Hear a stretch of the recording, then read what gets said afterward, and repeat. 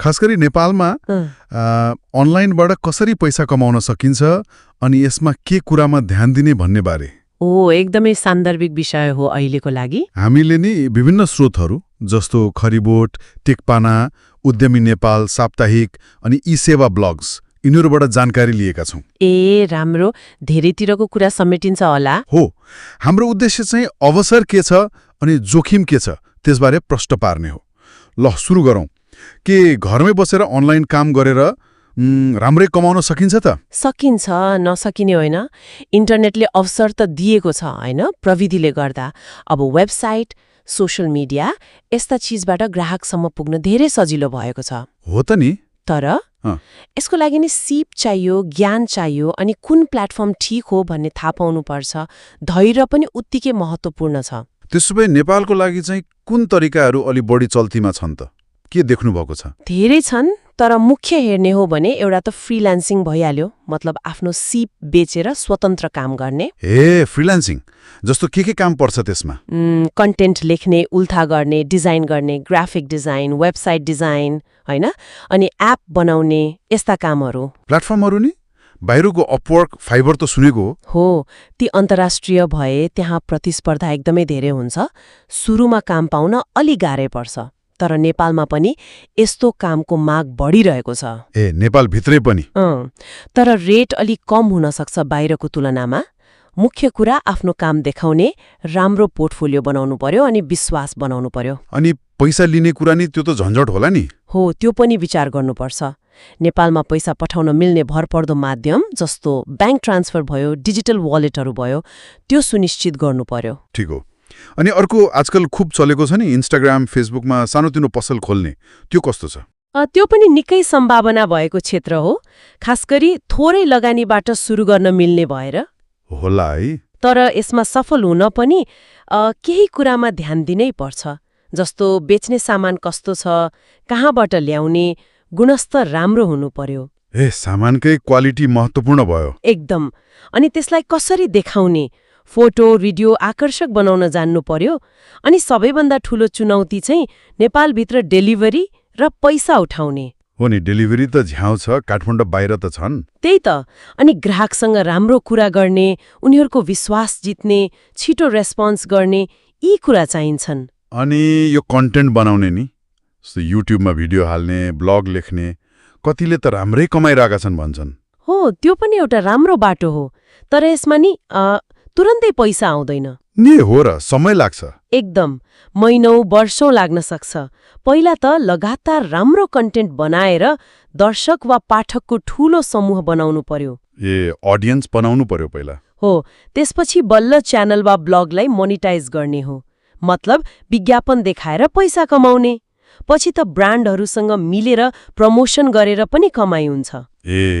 भनेपछि धैर्य चाहियो, सृजनाशीलता चाहियो अनि लगातार लागिरहनु पर्यो। हो नि, निरन्तरता एकदम जरुरी छ। यी अवसर सुन्न त राम्रै लाग्यो, तर यो अनलाइन दुनियाँमा त जोखिम पनि त होला नि, हैन? एकदमै। अवसर जहाँ छ त्यहाँ जोखिम पनि सँगै आउँछ। कस्तो खालको जोखिम? जस्तो फ्रिल्यान्सिङकै कुरा गर्दा नक्कली क्लाइन्ट भेटिन सक्छन्, काम गराएर पैसा नदिने। ल, त्यस्तो नि हुन्छ नि। अनि ई कमर्समा ग्राहकले पैसा पठायो तर सामानै आएन, वा उल्टो तपाईले सामान पठाउनु भयो, ग्राहकले पैसा दिएन। यस्तो ठगी हुन सक्छ। बाबा। त्यसैले कोसँग कारोबार गर्दै हुनुहुन्छ त्यो मान्छे वा कम्पनी कतिको विश्वासिलो छ त्यो जाँच्नु एकदम महत्त्वपूर्ण छ। अनि हामीले स्रोतहरूमा पढेको थियौं फिशिङ भन्ने ठगी, त्यो चाहिँ के हो खासमा? फिशिङ भनेको चाहिँ कसैले ब्याङ्क वा कुनै ठूलो संस्थाको मान्छे हुँ भनेर झुक्याउने अनि इमेल वा मेसेज पठाएर तपाईको गोप्य जानकारी माग्ने। गोप्य जानकारी मतलब पासवर्ड, पिन नम्बर अनि त्यो मोबाइलमा आउने ओटिपी नम्बर हुन्छ नि, हो त्यो। त्यो त दिनै भएन नि है? हुँदैन, त्यो त कहिले पनि कसैलाई पनि दिनु हुँदैन। यस्तै अरू ठगी पनि छन्। अरू के छन् त्यस्ता ठगी? जस्तो तपाईको फेसबुक ह्याक गरेर साथीहरूसँग पैसा माग्ने, चिट्ठा पर्यो, गिफ्ट आयो भनेर कर तिर्न पैसा माग्ने। लो चिट्ठा परेको नि। अनि नक्कली वेबसाइट बनाएर एकदम सस्तोमा सामान बेच्छु भन्ने, तर पैसा लिएपछि सामानै नपठाउने, राम्रो जागिर लगाइदिन्छु भनेर प्रोसेसिङ फी माग्ने, यस्तो धेरै हुन्छ। ओहो, डरलाग्दो रहेछ त। यसबाट बच्न चाहिँ के गर्ने त? उपाय के छ? उपाय भनेको सधैँ होशियार रहने नै हो अनि सही जानकारी राख्ने। जस्तो शङ्कास्पद देखिने इमेल, मेसेज वा लिङ्कहरूमा क्लिक नगर्ने। कतिले त्यहीँबाट भाइरस पसाउँछन् वा जानकारी चोर्छन्। अनि अघि भने जस्तै ब्याङ्क खाता नम्बर, पासवर्ड, ओटिपी जस्ता कुरा कसैलाई पनि सेयर नगर्ने। ब्याङ्कले कहिल्यै फोन गरेर वा मेसेज गरेर यस्तो कुरा माग्दैन। हो र? ब्याङ्कले माग्दैन? अनि आफ्नो सामाजिक सञ्जाल, इमेल, अरू खाताहरूको पासवर्ड बलियो राख्ने। सजिलो पासवर्ड 1 2 3 4 5 6 जस्तो त राख्नै भएन। अनि बेला बेलामा फेरिरहने। एउटै पासवर्ड सबमा प्रयोग नगर्ने नै होला है? हो, त्यो पनि एकदम महत्त्वपूर्ण कुरा। फरक फरक खाताको फरक फरक पासवर्ड राख्नुपर्छ। अनि अनलाइन केही किन्दा विश्वासिलो वेबसाइट मात्रै प्रयोग गर्ने। विश्वासिलो चाहिँ कसरी थाहा पाउने नि? त्यसको लागि अलि रिसर्च गर्नुपर्छ। वेबसाइटको ठेगाना URL HTTPS बाट सुरु हुन्छ कि हुँदैन हेर्ने। अनि सकिन्छ भने ई-सेवाको ई-स्क्रो जस्तो सेवा प्रयोग गर्ने। त्यो ई-स्क्रोले के गर्छ? त्यसले चाहिँ क्रेताले सामान पाए भनेपछि मात्र विक्रेतालाई पैसा दिन्छ। बिचमा बसेर मिलाइदिन्छ। अलि सुरक्षित हुन्छ। त्यो त राम्रो रहेछ।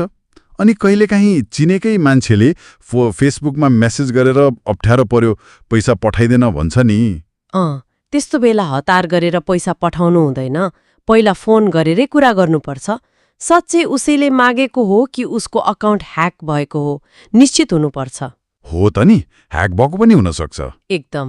समग्रमा भन्नुपर्दा कुनै पनि अनलाइन अफर वा कारोबार अस्वाभाविक रूपमा लोभ लाग्दो देखिन्छ भने त्यसमा शङ्का गर्नुपर्छ।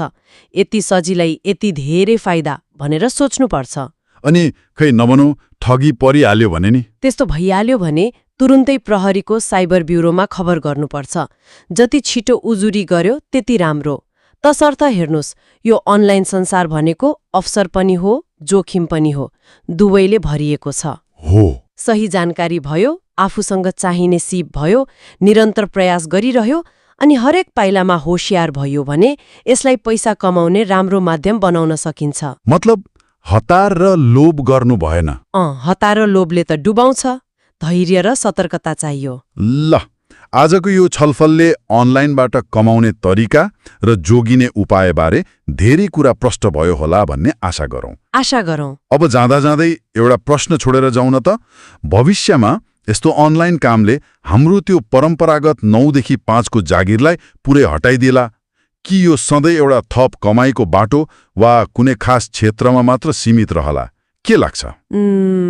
यो सोचनीय प्रश्न हो। सोच्दै गर्नु होला। यस्तै अरू विषयमा हामी अर्को पटक फेरि छलफल गर्ने नै छौँ। आजलाई धन्यवाद।